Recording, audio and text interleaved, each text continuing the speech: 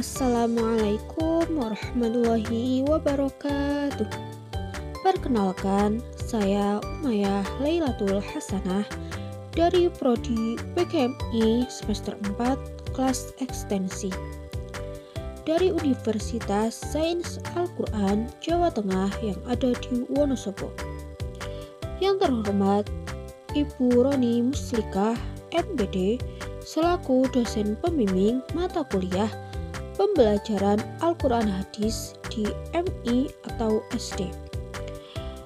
Pada kesempatan kali ini, kita akan belajar bersama Al-Quran Hadis di MI kelas 4, yaitu belajar hadis tentang takwa.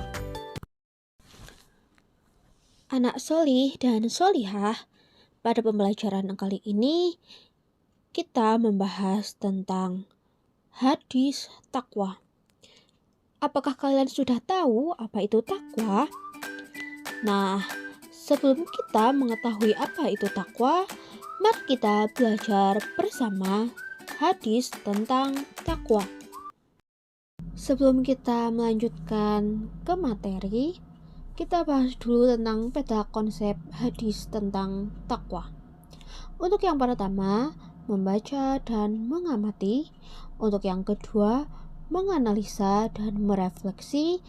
Untuk yang ketiga, arti dan kandungan ayat. Untuk yang terakhir, yaitu praktik siswa. Baik, anak solih dan solihah, kita lanjut ke dalam materi hadis tentang takwa.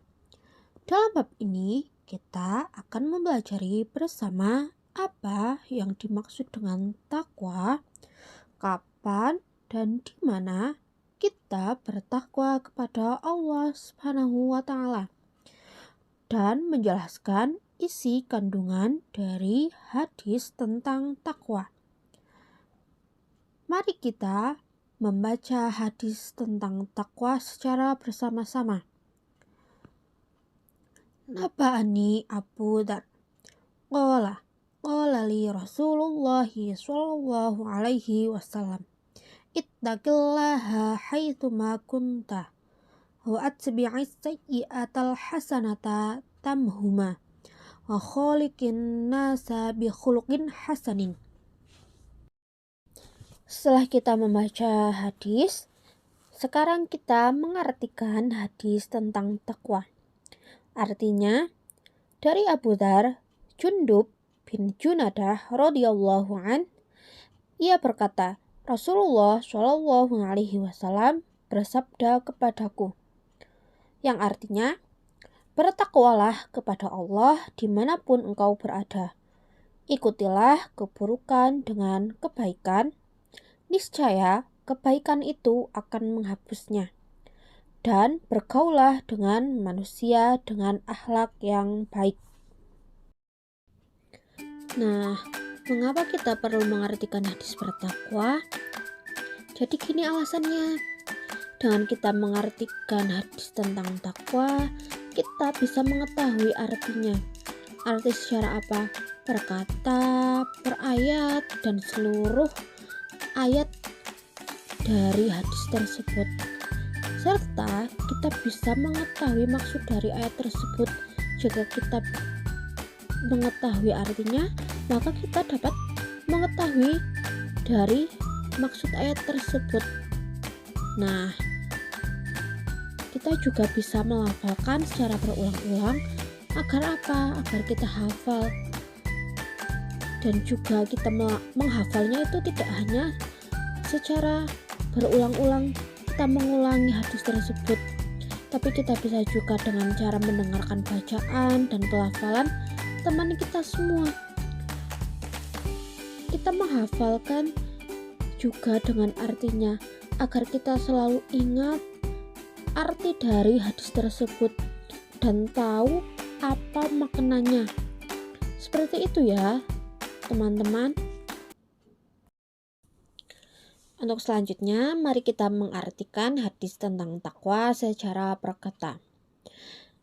Yang pertama, ngan Abi Dzar, dari Abu Dzar, Jundub bin Junudah, itu artinya Jundub bin Junudah radhiyallahu an, semoga Allah meridhoinya. Qala artinya ia berkata, Qolali berkata kepadaku Rasulullah Shallallahu alaihi wasallam, Ittaqillaha, artinya bertakwalah kepada Allah, haitsuma, dimanapun, kunta engkau berada, wa atsbi', dan ikutilah as-sayyi'ata, keburukan atau dosa, al-hasanata, kebaikan, tamhuma, maka ia akan menghapusnya, wa kholiqi, dan bergaulah atau bersikaplah, an-nasa, kepada manusia, bihuluki, dengan akhlak hasanin, yang baik. Selanjutnya kita bersama-sama menghafalkan hadis tentang takwa. Setelah kita dapat membaca hadis tentang takwa dengan benar dan fasih, sekarang ayo kita menghafal hadis tentang takwa dengan cara berulang-ulang dari satu ayat, kemudian kita lanjutkan ke ayat berikutnya secara berulang. Kenapa kita harus melakukan secara berulang-ulang? Nah, karena dengan membaca secara berulang-ulang membuat kita itu menjadi mudah hafal, seperti yang sudah dijelaskan di awal tadi itu. Dengan cara berulang-ulang, bagaimana cara agar kita hafal? Yaitu dengan cara membaca berulang-ulang atau bisa mendengarkan dari teman kita yang sedang melafalkan ayat tersebut. Memahami kandungan hadis takwa. Nah, Allah Subhanahu wa Ta'ala dan Rasul-Nya mengingatkan manusia untuk senantiasa bertakwa kepada Allah Subhanahu wa Ta'ala. Siapa yang sudah mengetahui maksud dari takwa? Apakah kalian sudah mengetahui anak-anak yang solih dan solihah? Nah, menurut bahasa, takwa itu artinya patuh, taat, atau menjaga. Sedangkan menurut istilah, takwa adalah menjalankan segala perintah Allah Subhanahu wa Ta'ala dan menjauhi segala larangannya. Berdasarkan hadis yang diriwayatkan oleh Abu Dzar dari At-Tirmidzi, terdapat 3 hal yang diperintahkan oleh Rasulullah Shallallahu alaihi wasallam kepada umatnya. Berdasarkan dari riwayat Abu Dzar dari At-Tirmidzi bahwa Rasulullah Shallallahu alaihi wasallam memerintahkan kepada umatnya 3 hal. Yang pertama yaitu perintah untuk bertakwa kepada Allah Subhanahu wa Ta'ala. Orang yang bertakwa kepada Allah Subhanahu wa Ta'ala dan meyakini bahwa hal tersebut akan membawa kebaikan bagi dirinya. Melaksanakan perintah Allah tidak hanya sebatas sholat saja ya, mengeluarkan zakat, puasa, dan haji saja, namun belajar dengan rajin. Nah, anak-anak yang solih dan solihah, jangan lupa untuk belajar dengan rajin ya. Berbuat baik kepada sesama manusia, berbakti kepada orang tua dan guru, menyantuni anak yatim dan fakir miskin, menyayangi teman juga termasuk perbuatan mencerminkan ketakwaan kepada Allah Subhanahu wa Ta'ala. Dengan kita tidak berkelahi dengan teman-teman, itu sudah melaksanakan takwa kepada Allah Subhanahu wa Ta'ala. Nah, untuk yang kedua yaitu apabila kita sudah terlanjur melakukan perbuatan yang buruk, maka kita diperintahkan untuk mengiringinya dengan perbuatan yang baik.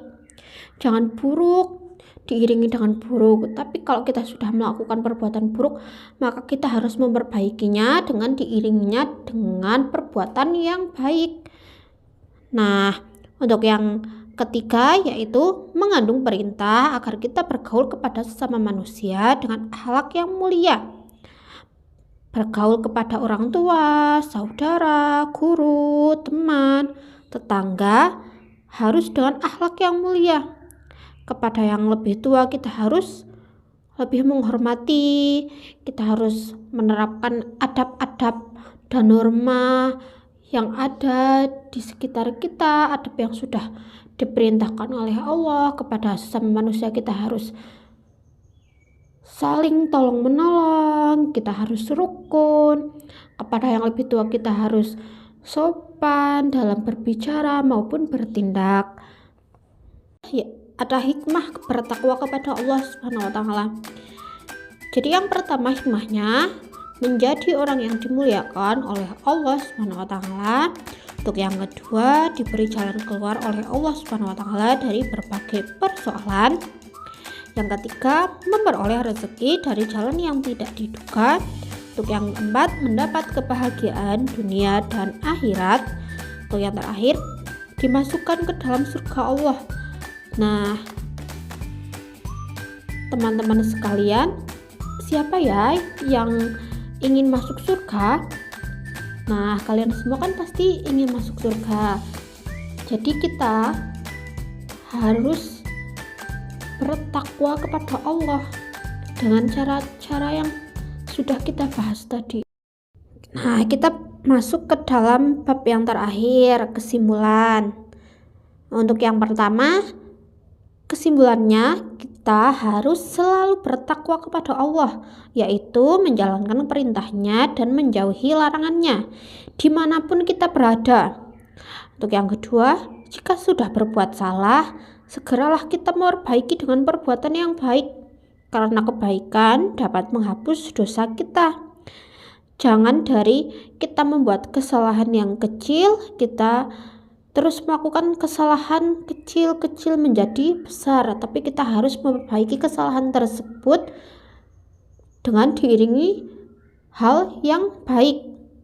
Untuk yang ketiga, bergaulah dengan orang lain dengan akhlak yang baik, seperti jujur, ramah, dan sopan. Seorang muslim yang baik adalah yang bertakwa kepada Allah Subhanahu wa taala, memperbaiki kesalahannya dan memiliki akhlak mulia dalam pergaulan. Nah, kita masuk ke dalam soal refleksi.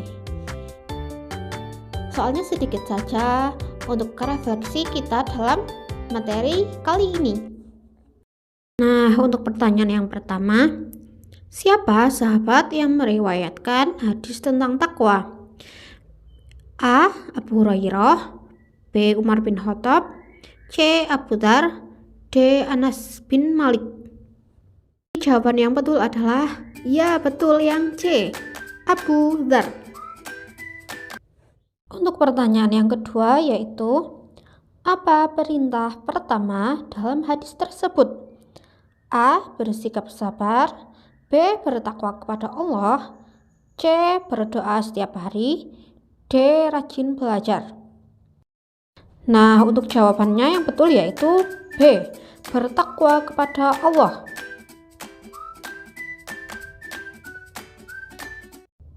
Untuk refleksi pertanyaan yang terakhir, menurut hadis, apa yang harus dilakukan setelah kita berbuat salah? A. Diam saja, B. Melarikan diri, C. Meminta maaf, D. Ikut serta dalam keburukan.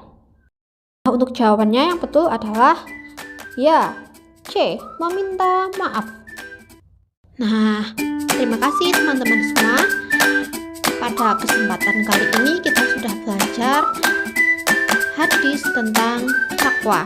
Jadi kita sudah mengetahui apa itu takwa dan hadisnya seperti apa. Semoga kita dapat berjumpa kembali dengan teman-teman semua, anak soleh dan solehah, pada kesempatan yang lain dengan mata pelajaran yang berbeda di MI atau di SD. Saya akhiri.